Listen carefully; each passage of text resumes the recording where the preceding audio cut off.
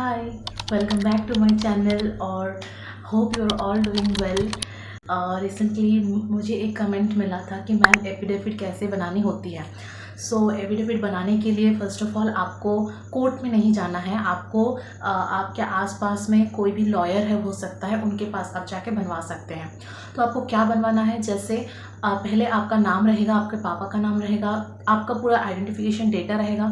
उसके बाद आप किस लिए एफिडेविट बना रहे हैं, जैसे आप अगर सपोज़ आपके पास कास्ट सर्टिफिकेट का डेट का मतलब जो डेट ड्यूरेशन दिया है उसके अंदर नहीं है, तो आप ये लिख सकते हैं कि मैं ओबीसी एनसीएल के अंतर्गत हूँ, मेरा डेट मेंशन ये था लेकिन मेरा सर्टिफिकेट में ये डेट है। तो लेकिन मैं ओरिजिनली ओबीसी एनसीएल कैटेगरी से ही हूँ, तो मैं कुछ दिन बाद ये प्रोड्यूस करना चाहती हूँ ओरिजिनल मतलब एक्चुअल डेट वाला। तो ऐसे करके आप लिखेंगे, और अगर कोई फ्रॉड हुआ तो इसका रिस्पॉन्सिबल मैं हूँ, तो ऐसा करके आप कर सकते हैं। फिर एंटी रैगिंग का भी आप ऐसे एक एफिडेविट बना सकते हैं। कोई भी डॉक्यूमेंट्स अगर आपके पास नहीं है, आप बाद में प्रोड्यूस करेंगे। देखिए आरएन नंबर का, आप जिन्होंने मुझे पूछे थे कि आरएन नंबर अगर नहीं है तो क्या एडमिशन हो सकती है। एडमिशन के लिए आरएन नंबर बहुत ज़्यादा मैंडेटरी है। अगर आप एडमिशन के टाइम नहीं प्रोड्यूस कर पा रहे हैं तो आई थिंक आप अगर एफिडेविट एक जमा करेंगे और उसके बाद आप एक डेट देंगे कि मैं 10 दिन के अंदर या फिर कुछ दिन के अंदर आप दे पा रहे हैं, तो आपको शायद थोड़ा टाइम मिल सकता है। लेकिन आरएन नंबर एडमिशन के लिए मस्ट चाहिए ही होगा। और नेक्स्ट और एक कमेंट आया था कि मैम इंटर्नशिप सर्टिफिकेट और migration certificate, course completion certificate कहाँ मिलेंगे। ये आपके कॉलेज में मिलेगा। और migration certificate generally university produce करती है, तो आप डायरेक्टली यूनिवर्सिटी तो नहीं जा सकते, तो आप कॉलेज के थ्रू यूनिवर्सिटी में कॉन्टैक्ट कर सकते हैं और फिर कॉलेज वाले आपको गाइड कर देंगे। इंटर्नशिप सर्टिफिकेट मैंडेटरी है क्या, ये भी बहुत जनों ने पूछा था। तो इंटर्नशिप सर्टिफिकेट ऐसा है कि कोई कोई एम्स मांगता है, कोई कोई एम्स नहीं मांगता है। जैसे एम्स भोपाल में मेरा जब एडमिशन हुआ था तो मुझसे मांगा था कि इंटर्नशिप सर्टिफिकेट दो। एम्स बीबी नगर में मैं जब गई थी, उधर भी मुझे इंटर्नशिप सर्टिफिकेट मैंने सबमिट कराया था। अच्छा, और एक क्वेरी और एक था एक जन का कि मैम 1 लाख का डीडी का क्या चक्कर है। तो जो लोग फर्स्ट काउंसलिंग करने के बाद सेकंड काउंसलिंग में जाते हैं, तो फर्स्ट काउंसलिंग में भी आपको वो सब रिक्वायर्ड डॉक्यूमेंट्स देना पड़ता है।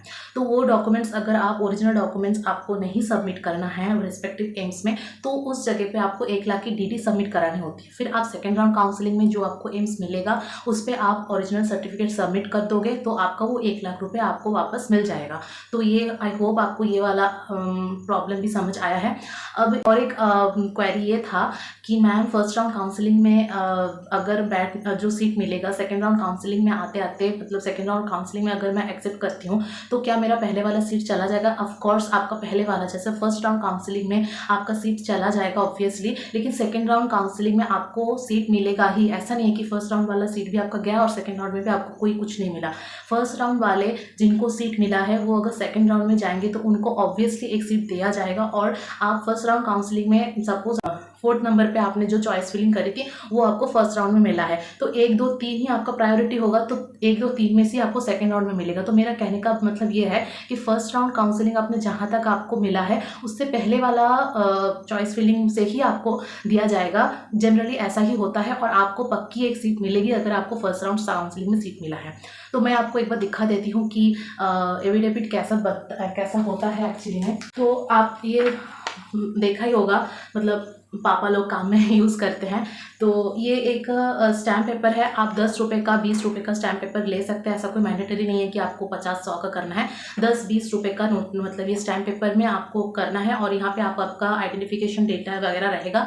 उसके बाद आप आपका प्रॉब्लम लिखेंगे। उसके बाद ये लिखेंगे कि if fraud present the institution will take disciplinary action against me. फिर आपका सिग्नेचर रहेगा, आपके पापा का सिग्नेचर, थोड़ा एड्रेस, ये सब रहेगा।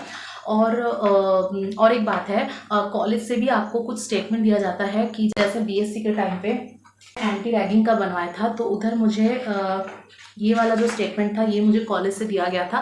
तो कॉलेज वाले जो स्टेटमेंट देते हैं वो आप फोटो खींच के आप कोई रेस्पेक्टिव लॉयर के पास जाके बनवा सकते हैं। जनरली इसका इतना कोई लोड नहीं है, आप इसका इतना टेंशन मत लीजिए। बस आपके पास जो डॉक्यूमेंट नहीं है उसको रेडी करिए, और डॉक्यूमेंट्स जो नहीं है उसको आप एफिडेविट में बनवाइए।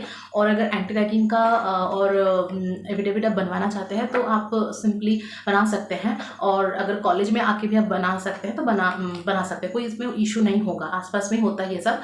जैसे मैं भी भोपाल में आके ही बनवाई थी, मुझे ये सब नहीं पता था, तो इधर आके मैंने एक लॉयर के पास से बनवाया था, तो ये सब हो जाता है। तो आई होप आपको समझ में आई है, और जो जो क्वेरीज था मैं इस पर कवर करने की कोशिश करी हूँ। फिर भी जितना हो सका मैं कमेंट का रिप्लाई भी करी हूँ।